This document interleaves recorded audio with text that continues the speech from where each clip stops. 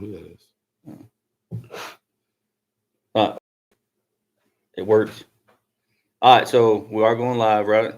Also, any like people that subscribed to the podcast, they can send in a question. So if something comes up live where we're talking about it, I'll bring it up. If it's something stupid, I won't talk about it. All right, we're getting high tech. I like it. But so what's up, man? How's football been going? That's good. Yeah, just busy. Like you kind of know that. I've been like planning out my stuff a little bit more this year and like writing down all my practices and scripting things out and trying to leave. No, I know you ain't coming up with a script, cuz. I am. Like you should see just some of this stuff and just trying to leave a paper trail, not only just to help me organize things mentally with all the practices that I have going on, but then like to maybe help out next year and then to help out with some other coaches and stuff like that so they can follow it a little bit. So Right, so they can just kind of follow along with what you're doing. Yeah. That'd be really good for new coaches, man. Yeah, and it's just working a little bit of technology, which if I can work it, everybody else can work it. It's just Google like Drive. I got everything on there. Yeah. So basically, like with my youth coaches, I put them all on a Google Drive and split up to my first and second grade team and then my fourth grade team and blah, blah, blah, go from there. And they're just able to see what we're doing each day for practice, what we did last week. And we just try to stay organized that way and keep kids going on that. But back to what I was like, this is I think week 7 with those youth kids going into football, week 7 and 8. And I'm in week 6 of preseason with like my wrestling kids. So I've been tracking them the same way. Like I have a drive for them guys where I'm tracking every practice. We're doing timed runs every week in our off-season wrestling to try to just press the kids and give them something to get better at. And I don't know, just letting kids know that if we're in off-season wrestling, we're not there to hang out. We're in there for a reason and trying to get better and get ready for the season. So. Yeah, 100%. How's when it comes to the preseason preseason wrestling? What like is it more just strength and conditioning? Because you can't actually wrestle till like October 1st, right? Yeah, October 1st is that first day that you can get on the mat, and everything that I do leading up into that is all strength and conditioning, running, and mental stuff. And we do that every single day of the week that I have them 7th hour. You have them for about 50 minutes. So we get about a 45-minute workout in every single day. And I mean, there's no seconds wasted. We get after it, all those minutes and seconds we got. And I don't know, before I got to Elgin, there wasn't really an off-season wrestling. Like just all coaches were busy and it wasn't able to establish anything like that. But that was like one of the main things when I first got here. I probably had 15 kids in off-season wrestling, that just being boys and a few girls. Yeah. And just immediately put them to work and just let them know, like, I get it. You're not another sport. This is your sport, trying to get better. And not trying to run kids out of there, but to also let kids know, like, this is not the place to sit. We're building for a season or we're going to another sport and we're getting better. And just over time, like the numbers with that fluctuated. And my off-season wrestling numbers, like, really never dropped below probably 20 to 25 kids being boys. And now that we're separated, boys only, and always having a few girls sprinkled in. But yeah, our school and our numbers have grown enough where there is a population of kids that are training just for wrestling and other kids that don't want to play any other sports or be involved in any other sports. And we're able to service that now, Right. And always have been able to. It's just now, like, I have Coach Ramsey in there as well. I have the girls down into first hour, so I'm doing off-season training with them. Exactly the same with Coach Neighbors and Coach Compton, and just kind of following the same game plan with everybody as far as training wise, but being broken up throughout the day, which, I mean, that's been good. It's been good, but yeah, it's a lot. So are the girls following the same like routine the boys are, but they're just doing it first thing in the morning? Yeah, their workouts are different. They're completely different. I've kind of specialized everything for the girls and for the boys. The girls are still doing timed runs like the boys, but it's a different run. It's a different distance. Right. I don't know, just same mindset, different expectations, not expectations as far as like the standard of being, a good person, everything's the same, but like performance wise, I understand like some girls that are different levels than the boys, some boys are different levels than the girls. So like I don't make the girls run the same run as the boys, and not saying it's any harder or any less. It's just different. We do things different. And that's what we wanted, was to have like that different specification for the girls. And Right. then, but I still have my junior high girls in fourth hour, Right. which is at 11 a.m. with the junior high boys. And that's Brindley and just, I think, two other girls in there. And only junior high off a little different. Like the past few years, I've had, 10 or less, as far as boys and girls. Like all of our junior high kids stay pretty active in other sports. Like we have 40 something on seventh and eighth grade football a piece, and that's a lot of junior high kids that are active. What is your thoughts on like preseason tournaments? Like the Uh, kids can go, but you can't coach, right? Is that how that works? yeah, basically that's how it works. And kids can go. I can't coach them unless it's like an OSSA sanctioned preseason tournament, Right. which we see some of those as far as high school. I don't usually attend stuff like that. Like I've kind of, I don't know. I feel different about some of that. It just depends on what you're training for. Like I'll use Dax for example. Dax is in off season. He's training for wrestling. He's training for the tournament. He's been in there. He's going to be hitting, and he's been on the mat, not with me, but he's been on the mat training, like in different facilities and camps all summer, all spring. Like he's ready to go wrestle a tournament. I think it's great. Like that's Right. good for us. He needs to go compete, showcase your skills.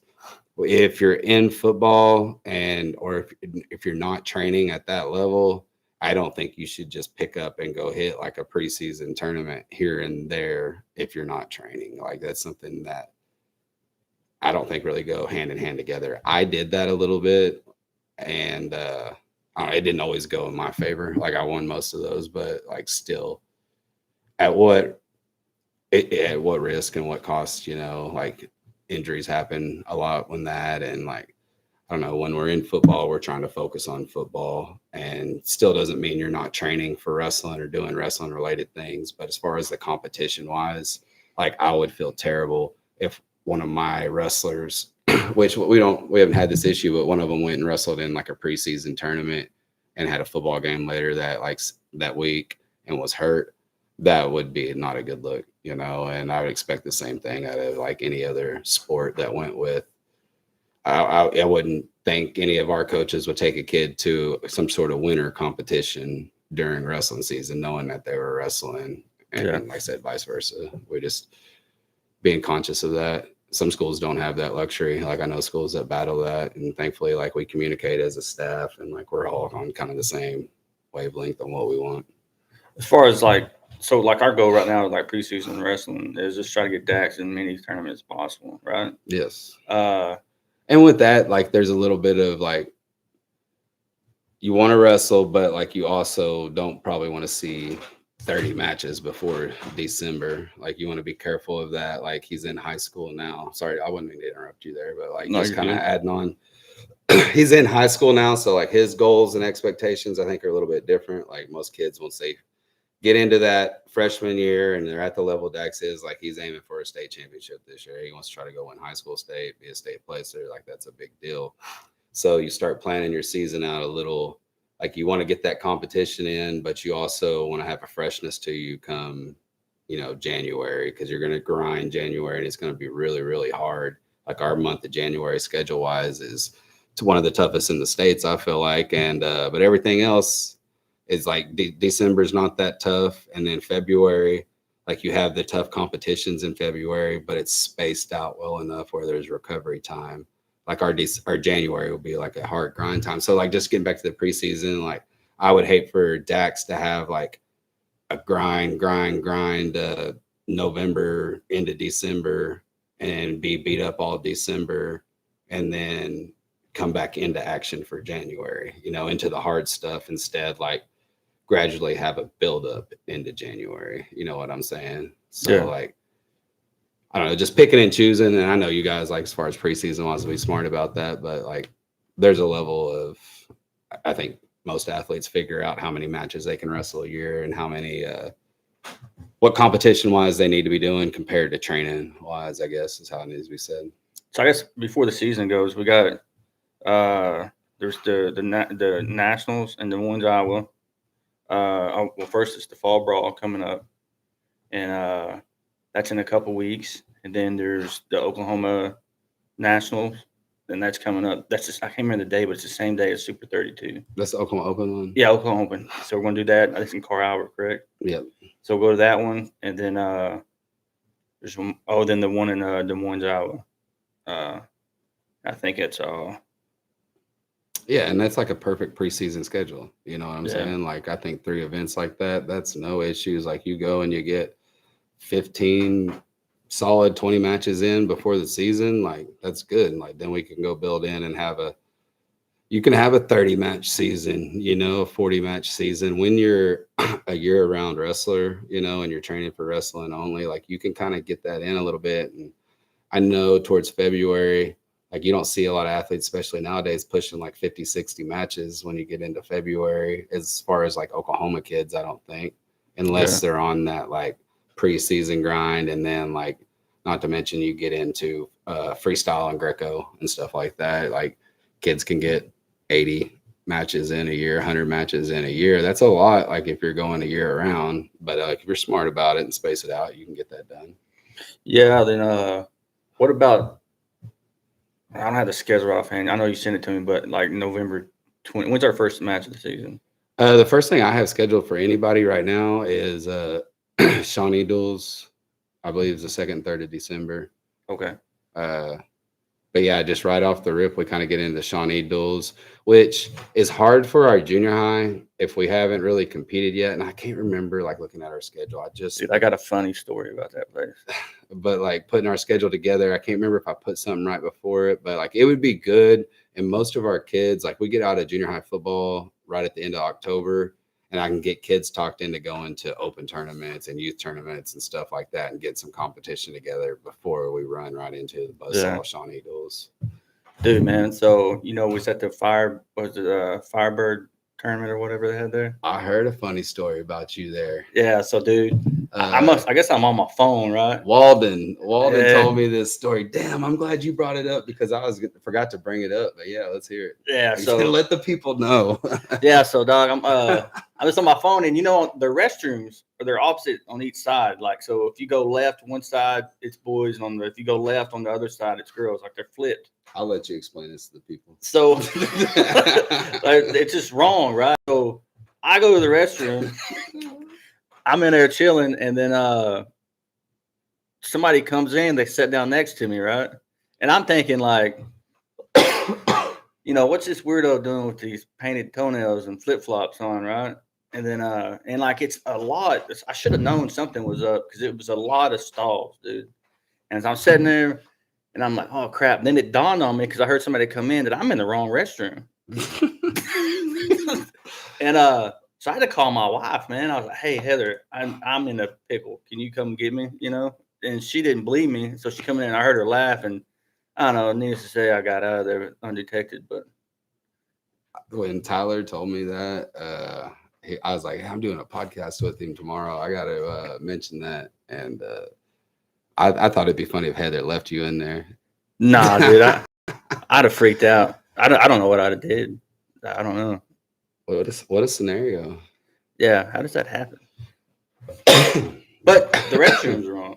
And I remember making fun of one of the wrestlers at one point in time because they did the same stuff.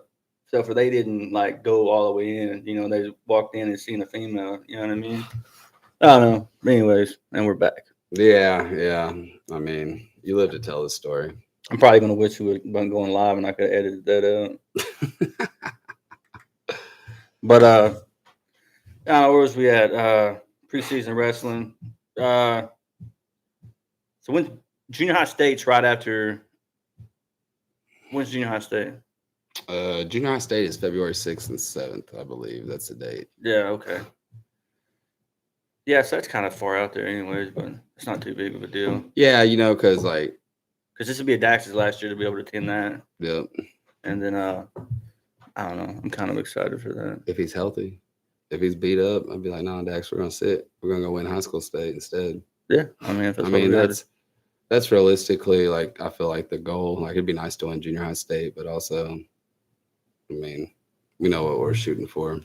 I remember I didn't go to junior high state my freshman year just because of like some scheduling conflict or something like that. I had some sort of high school event. I can't remember that tied in with it. Didn't get to go and got third the 2 years previous. Got third my seventh grade year, third my eighth grade year. Didn't go my freshman year, and ended up not being like a huge deal. But I didn't qualify for state that year as a high school kid. Really? So yeah, Yeah, I know. It's just I know it's important to him to go. Because his boys he looks up to and stuff like that. But at the end of the day, I mean, high school state's the goal. that's the goal. I feel like that's the goal. That's what we're shooting towards, and just finishing the best we can come. Well, March 1st, I think, is like one of the dates. So yeah, that season extends a little long for high school, or right around that area. I think it might have been last year, it's March 1st, but that's a little long. I remember my college season, like going till middle of March. That's a long time too. Like, and we started in October, like actually trying to go and like go to open tournaments in November and stuff like that. Um, yeah, man. So That's when most colleges have their inter squad matches right before Halloween. So Dax, the weight classes, he's thinking about going this year. I guess this is going to apply to any wrestler. It's going to be different for football players versus non-football players, right? Because we can start focusing on that weight loss now. That way, it's not that big of a cut, right? Absolutely. So Dax, he's probably about 120 right now. So when season starts, where should he be? I mean, Depending on the goal, like if realistically, if we can get to 106, I think that's probably the weight. But if we can't, because he's too heavy, maybe 13. Well, no, either like one of what them. he needs to start out with is the first half of the season. We need to be at 106, and we need to certify right before Christmas or be down at 113, and then certify right before Christmas, at 106. And then after that, go to Gary at 106. That's where we kind of made mistakes with kids, I feel like a little bit. And last year was different just because like everybody's our timing was different on kids. But we went to Gary with everybody up a weight, and we still did pretty good. I think we got like fourth or fifth last year or something like that. And everybody was kind of up a weight, and we just kind of looked back at it and was like, dang, if we were down a weight, things could have been a little bit different there, like we might have beat one of those teams and got third or something like that at Gary. And that's a pretty good company to be in, when you're cracking the top 5 at a tournament like that. And we're beating some good out of state teams too. I mean, we beat Allen, Texas, the last 2 years? I don't think Allen was at Gary the past 2 years. It was who was it? Was Allen there this past? Pretty sure they was, my man.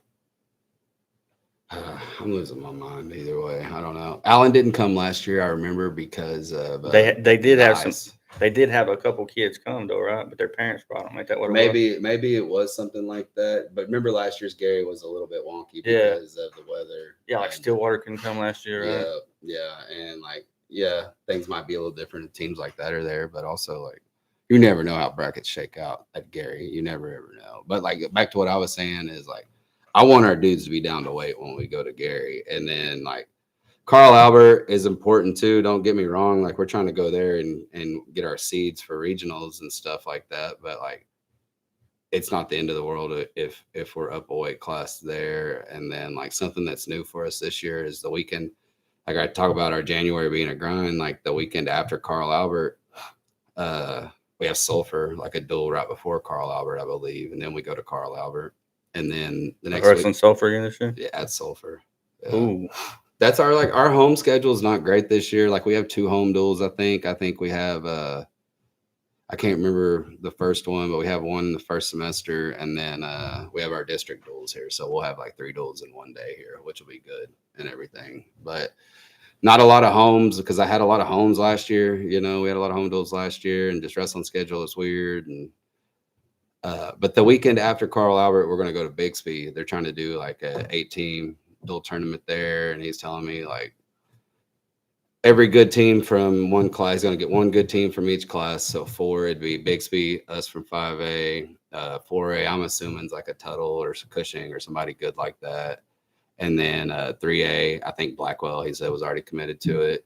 And then he said state champion from Arkansas, state champion from Texas, like something like that. So a tough dual tournament, where we could go and get after it. And then the weekend after that's the Big Four, and dependent, like that's when we'll have to make a lot of decisions with Dax. Like the Big Four is the same weekend as Ted Anderson, and more than likely Dax will need to go to Big Four to see, the Quita kid who we haven't seen all year, or somebody like that, instead of going to Ted Anderson and trying to win that thing, Yeah, I mean, don't get me wrong, it's a tournament though, but the competition's gonna be at the Big Four. Yeah, absolutely, and competition for what's coming up, not only like dual state-wise, regionals, and state-wise, so that's why I want to stay in that. I think that's a good one to stay in because we got to see Quita at least once, and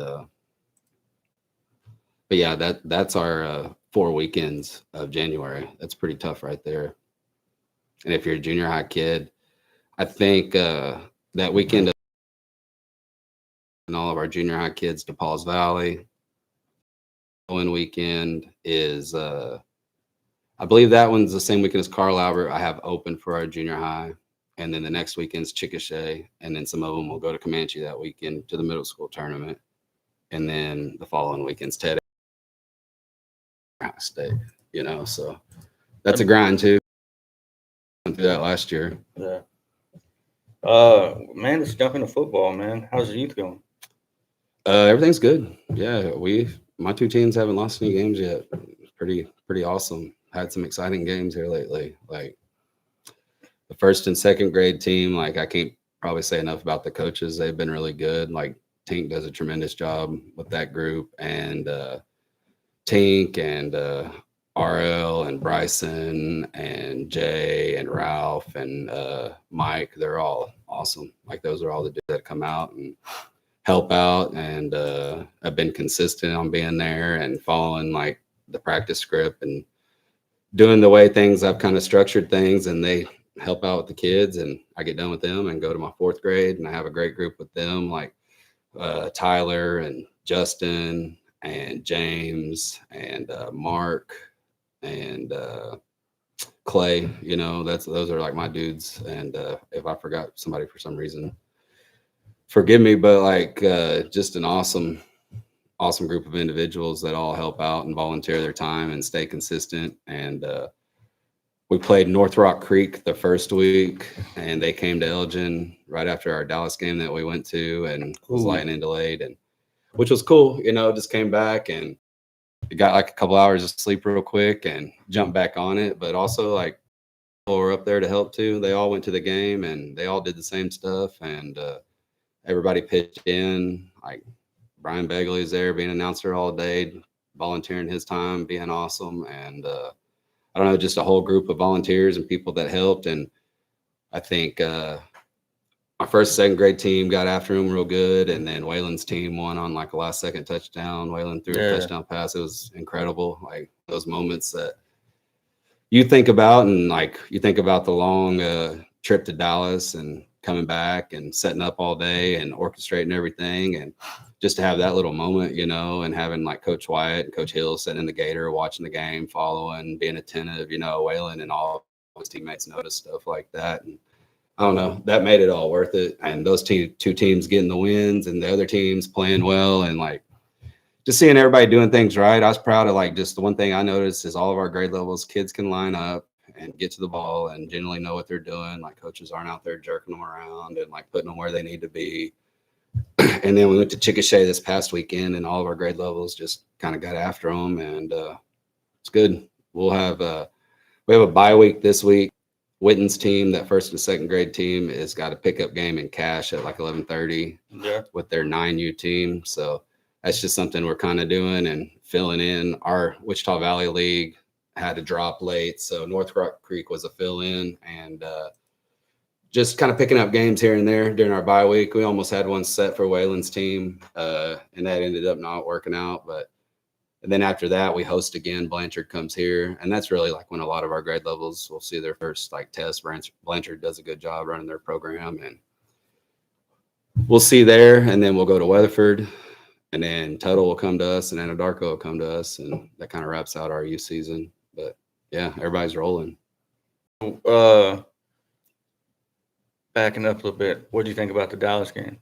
The Dallas game, all of us coaches were watching it in the office because we were up there working, and Jack Baker, being the biggest hater in the world, the fakest Eagles fan I ever seen in my life, weren't even playing the Eagles, but still, it was comical because we're all Cowboys fans. Me, Adam, Chalmer, everybody in there, and we've lived with just being a Cowboys fan, that, and it's tough. And Chalmer was running his mouth after we kicked that field goal, or after we went ahead, and then they threw that long touchdown. And I mean, Coach Baker's running across the room, was laughing, was giggling, and it just it was comical to say the least. But I'm glad the Cowboys pulled off. Oh yeah, definitely. Because we never would have heard the end of it. We're already not hearing the end of it because he just enjoyed. Because he's like, wouldn't it be funny if they threw a long touchdown pass right here? And then on cue, boom. I was like, oh, man, stop it. I told him, I said, you out of all people should be offended by terrible defense. Like, come on now. Yeah, come on, babe. So moving forward, we got struggles. We got Newcastle this week, huh? Yeah, Newcastle this week. I watched their game, man, against Blanchard. I mean, they're pretty good. I mean, everybody around the office taking it just as serious as I've ever seen them take any other game. But like they also know this is a test. They're good, and we'll be prepared for them. We've been preparing the past 2 weeks. Like we didn't waste any time with the bye week, and I know everybody was working there and doing what they're supposed to, and treating things like they're important because they are, and everybody be ready to go. I feel like. Yeah. One thing. How's the middle school? Good. They're last night they just won their third game. They're both 3-0.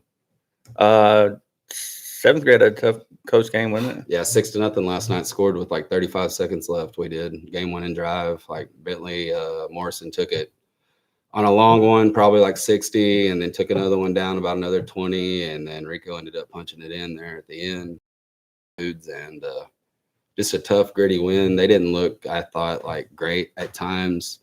Give credit to Duncan, like they're a little better. Like they were better than, we thought they were going to be, just because knowing what we've had the past few years and knowing what our team was, and I don't know, they came out and got after it, had some tough running backs, and had a tough little group, and we were able to gut it out and get a win. I was proud of them. I've had to run that group a lot this year, a lot, just because they're not like a bad group of kids. They're just rowdy boys, and like rowdy boys act up in school, and teachers around Elgin kind of leave it on to the coaches to try to discipline the kids and do things right before they have to take it to another level. And lots of running, lots of extracurriculars down there, and not because we're gassed or anything, but just because we're trying to discipline the kids. And I'm glad that like parents have been on board with that. I know they see us running their kids and bear crawling their kids and doing these things. Like we're not trying to hurt them or like cause any kind of injuries. Just to be clear. Yeah. And people know that. Like they're smart about that. And we're just like, what else do you want us to do to them? Like we're not going to just say you can't play football. We cut you from the team. We get rid of you. We despise you and stuff like that. We try to correct kids within like the limits and run kids and punish them like that and make them do things that make them think twice before they act out in class, before it gets intervened and they have to go to a detention or in-house or something like that, and I think that's good. That's good discipline within your school. Like if people are on board with that, and like it's good. Yeah. I mean, I think that's the best way to do it. I mean, you can't beat the kids. Like come up here and beat your kid, like, and you can't and like a lot of people, that's their solution, and like I don't think that's the solution. I think just trying to be a tough, and I think that's where my job gets tough a lot, is like I have to be the tough authoritative figure in a lot of kids' lives, and like sometimes that's hard just because you don't always want to be the bad guy. You don't always want to be the bad guy, and you want to create these relationships with kids, and sometimes you have to create them through discipline, and it is what it is with that. And some kids are easier to have that relationship with, but you also got to watch kids, not let them get too comfortable with like your relationship with them, and let them know there's still like an expectation and a standard to always follow and to live up to. And Man, we got to go back. I kind of got out unorganized there. I was going to talk about the Dallas Cowboys and then talk about the Dallas Hillcrest game, and then we went off on a tangent. I'm not sure how that happened, but back to Dallas. Yeah, so Dallas Hillcrest. You want to talk about that game a little bit? Yeah, I mean, we got there and new experience for us going out of state and Long drive, long man. trip. And I know we're blessed to have what we had. We had charter buses down there, sandwiches on the way, a place to stop, and I know we're taken care of. We're well taken care of, I feel like. And when the weather was coming back, like there's nothing else we'd rather be in than like a charter bus. You know, Yeah. I feel like it was safe and we had safe drivers and people that knew what they're supposed to. Yeah. And just a credit to people that help out with our program and make sure we're taken care of. And I don't know, we got there and lightning delay like before we got started. And I remember one time that clock kept resetting and counting down. And one time it got down, we were on the field 1 second and then it reset again. And it made us all run back in, and a lot of hanging out in the locker room, listening to music we don't want to listen to with them kids and making sure they stay inside. And that was like the main thing is kids want to wander outside. Kids start getting hungry, but like protocol is you got to keep kids inside when it's lightning. And I get that. And it's hard to wrangle a bunch of kids that are. It's like lightning within 10 miles or something. Game. Yeah, I don't. It's something within that radius, and we were definitely within it. And so it got delayed. We didn't end up starting until like a little before 9 o'clock. It felt like, and then got to halftime, and we were getting after them, doing everything we were supposed to, and beating a team like that. I mean, the way we needed to, handling business. Everybody looked sharp, and long halftime came out, got like 3 or 4 plays in. And then boom, lightning again. They decided to call it off and go home, you know. And I think that was a better call. I mean, it was going to be super, super late, and it ended up being a pretty might come in. So like we would have never got that thing off. And yeah. What's it like having Baker up in the box now? What's that like?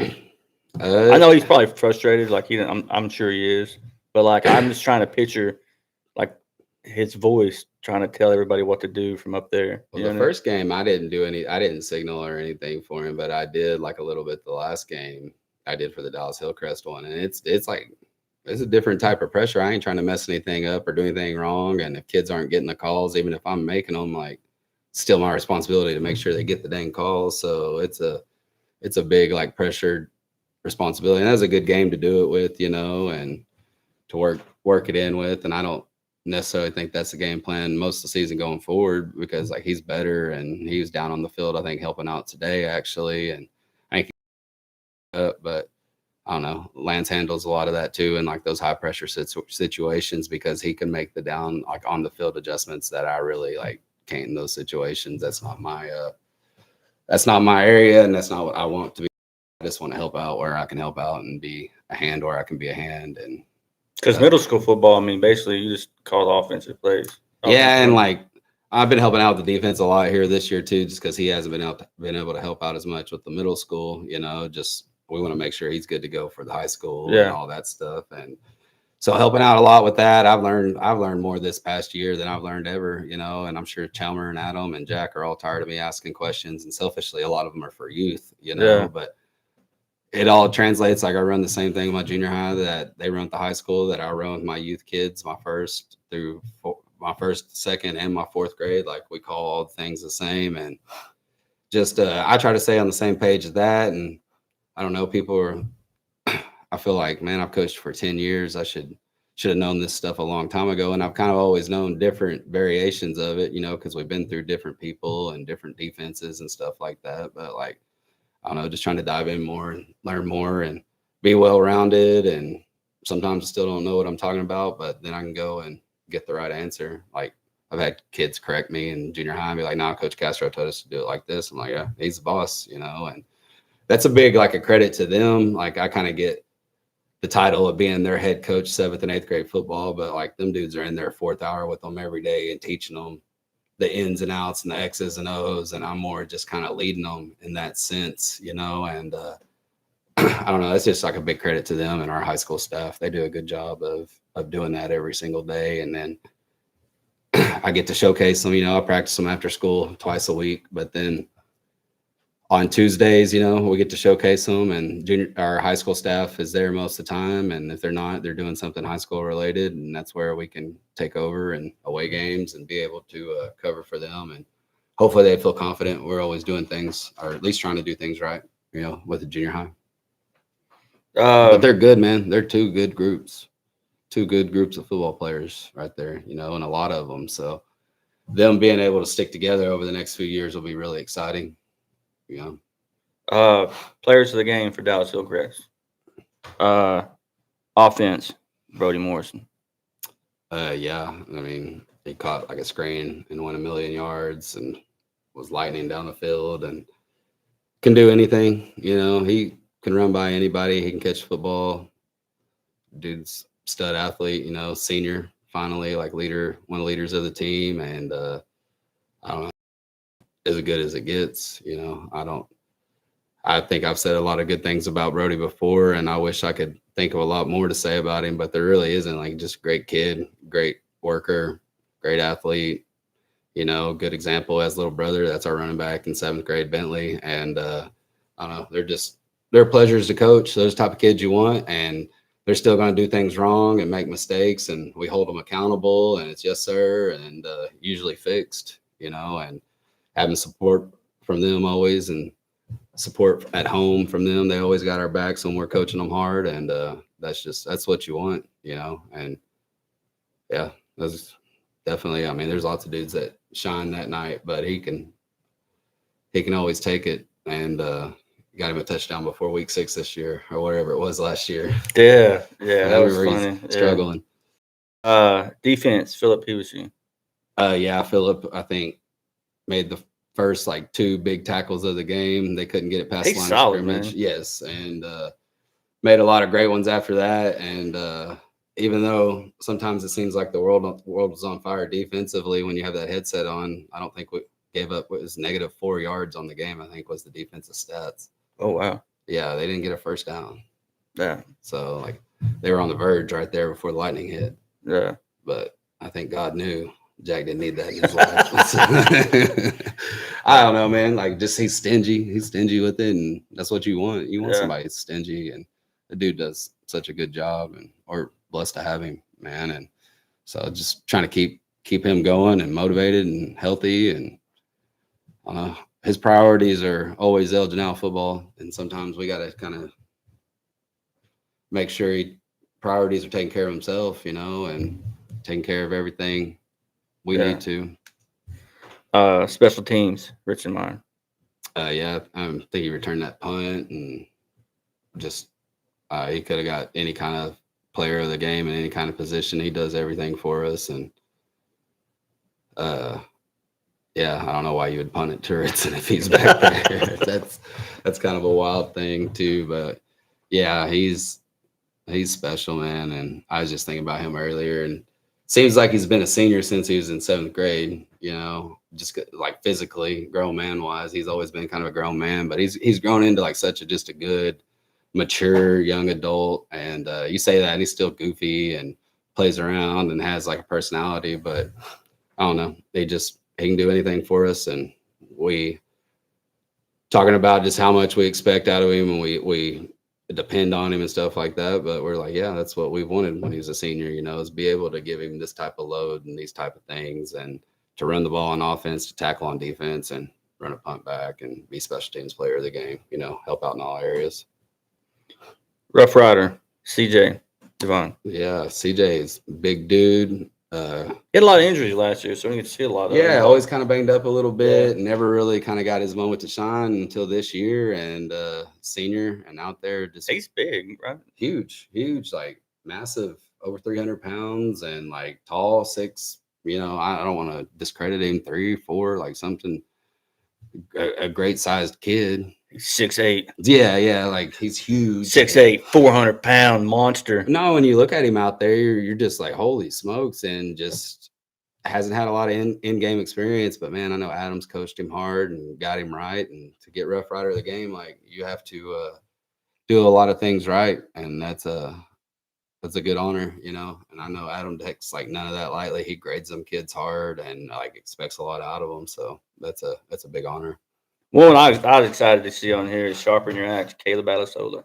Yeah, that's Caleb is a special talent to be that young and that mature, and to watch two older brothers before him do it right and be example kids and like program kids and go to college and play football. And he knows like working hard and doing things right pays off. And young you are, or what level you're at, like if you can play and you know the values of hard work and get after it, you're going to get in there. And yeah, sharpen your axe means you were doing it everywhere, you know, special teams, offense, defense. And that's he's going to be a long time for other people to have to mess with, you know. Like yeah, he's just a sophomore this year. Yeah, he's a good talent for the Owls. When they was in youth program, I used to put Jay on one side and put him on the other on defense and just go get the quarterback.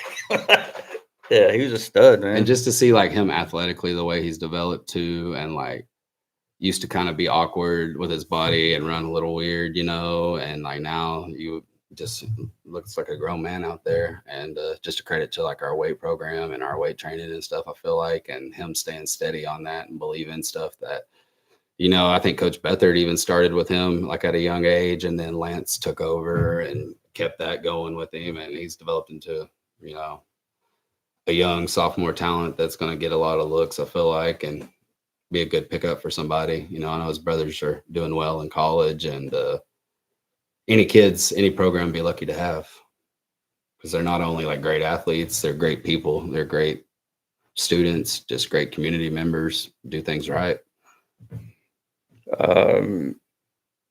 Man, final words are coming up here pretty soon. Got anything you want to bring up? No, man, just a big shout out to all of our people that have been helping out, like all my youth coaches, all my new wrestling coaches that have been helping out and just kind of helping me with the daily grind. And I was kind of looking at it last week, and last week was a super busy week, and looking at it all, I ran like 31 practices and had 4 football games through Monday through Saturday, which is good. You know, I was able to reach and get a lot of kids. And even the week before that, like with that, we were able to have Richie come out and talk to all of our kids, you know, and Richie Large, who's pastor at our church at Connections Church in Elgin. And he came out and was able to talk to my 1st and 2nd grade team and my 4th grade team before their first game of the year. We always have a pizza party for them, and just kind of do something like that to bond the kids and get them ready. And he did that. He came out and talked to them. And then the next 2 weeks at church, I saw lots of kids like from youth football coming to church. So that was like really cool to me. And just that was able to see like our reach as like coaches and being able to get kids into that like atmosphere where Richie can talk to them, you know, and do stuff that like I'm not able to communicate the way he's able to communicate, but being able to like help facilitate that and to get kids there, like that made me feel good about things, and like we're doing things right, and like all these practices are worth it, and like our reach is worth it, you know. And I don't know, stuff like that is good to stay motivated. And so like that's just like a big shout out to our community and all the people that are involved. You don't see a lot of churches and like community leaders that reach out and try to get involved in stuff like that, and being able to like facilitate that and have that outreach is like good for all of our youth programs and all the volunteers that show up on game days and practices and stuff like that. Just wouldn't be able to do it without them. Amen, brother. That's it.